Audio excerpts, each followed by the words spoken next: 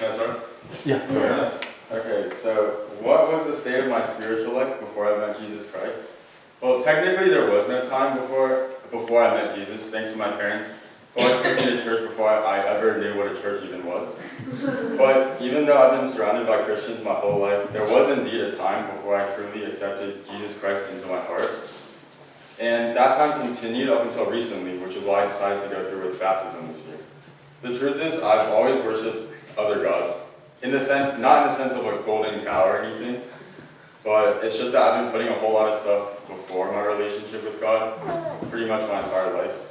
Like, God has never been my first priority. He's always had to fight against school and technology and other earth stuff for my attention, and usually got the short end of the stick. So this is why year after year, when a new batch of fellow CBC and C members decides to get baptized, I never signed up. Because for someone like me, it was pointless. It had no meaning. I was just getting wet in front of a crowd for no reason. And due to my lack of spiritual arousal, I went through a very dark and frustrating era of my life.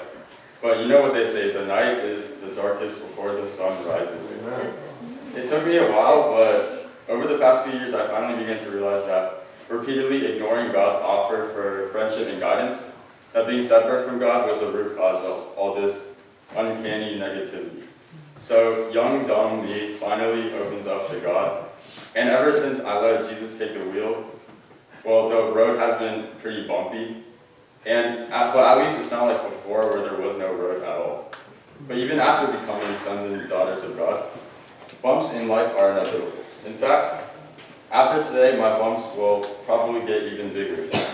But we need those bumps on the road because they're what strengthen our bond with God and remind us to have faith in Him. Now, I'm still young and dumb, but I get to be young and dumb for Jesus because from His perspective, we are all still very young and very, very dumb. Yet He was still willing to die on the cross for our sins so that He could offer us a new life within Him. And I think it's better late than never to take Him up on the offer.